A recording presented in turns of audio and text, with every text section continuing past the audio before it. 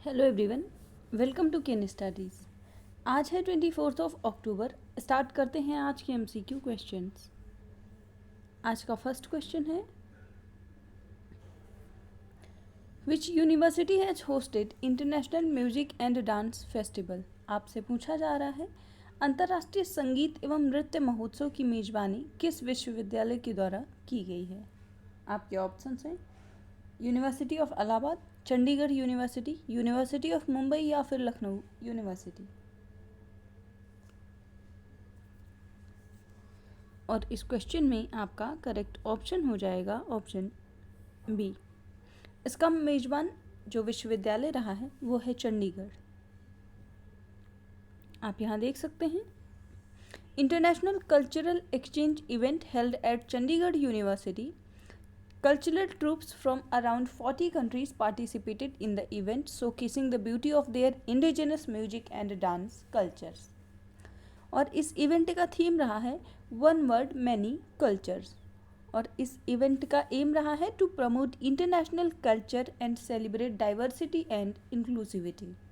इसका आयोजन चंडीगढ़ यूनिवर्सिटी में किया गया था 21 और 22 अक्टूबर को।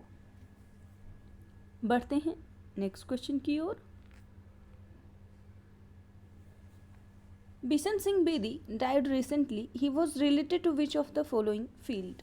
आपसे पूछा जा रहा है, बिशन सिंह बेदी का हाल ही में निधन हो गया है, आपको बताना है कि वो निम्नलिखित में से किस क्षेत्र से संबंधित हैं। आपके ऑप्शंस हैं फुटबॉल, क्रिकेट, टेनिस या फिर हॉकी। और इस क्वेश्चन में आपका करेक्ट ऑप्शन हो जाएगा ऑप्शन बी, वो संबंधित हैं क्रिकेट से।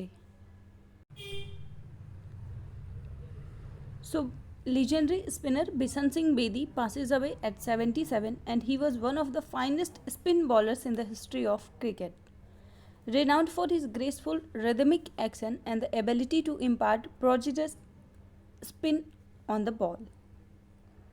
He represented the Indian national cricket team from 1966 to 1979, amazing 266 wickets in 67 test matches with 14 5-wicket hauls and 1 10-wicket haul.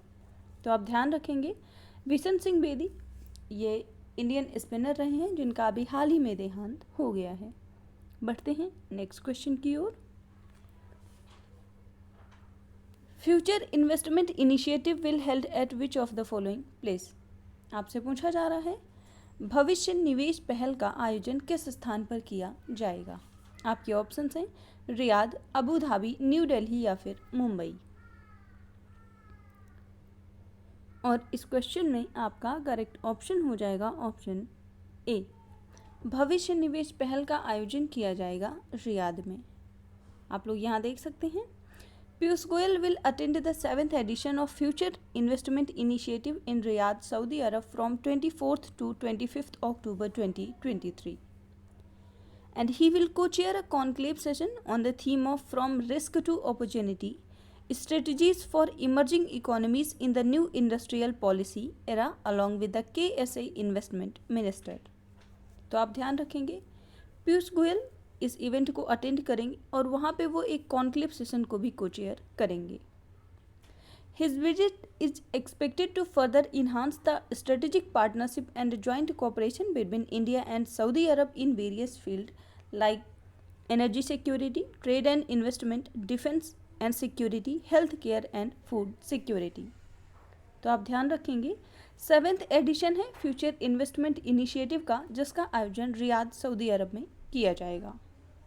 बढ़ते हैं नेक्स्ट क्वेश्चन की ओर।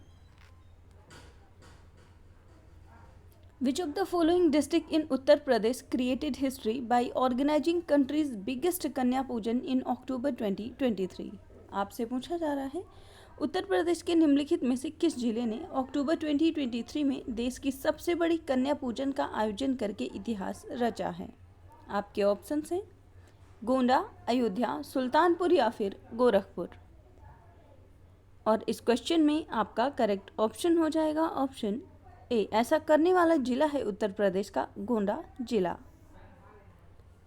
आप लोग यहाँ देख सकते हैं, The country's biggest girl worship ceremony, Shakti Vandan, was organized in Uttar Pradesh, and during this, another milestone was established in the direction of Chief Minister's Mission Shakti Abhiyan by performing Kanya Pujan of 11,880 daughters of the different sections from different development blocks of the district.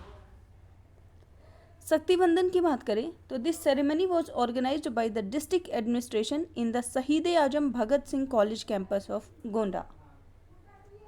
बढ़ते हैं next question की ओर। Which of the following person facilitated with the award of global leadership by the centre on the legal profession Harvard law school.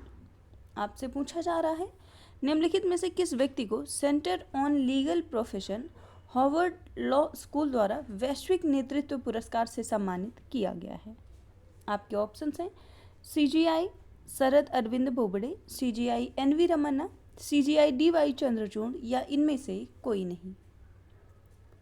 आपको बताना है कि वैश्विक नेतृत्व पुरस्कार से किसे सम्मानित किया गया है और इस क्वेश्चन में आपका करेक्ट ऑप्शन हो जाएगा ऑप्शन सी। भारत के CGI DY चंद्रचूड़ को इस सम्मान से सम्मानित किया गया है।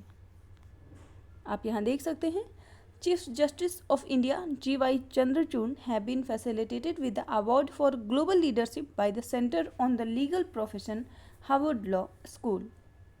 This school is also celebrating the 100th anniversary of its graduate law programme. बढ़ते हैं नेक्स्ट क्वेश्चन की ओर। Which of the following person is the winner of women singles title of the Abu Dhabi Masters 2023?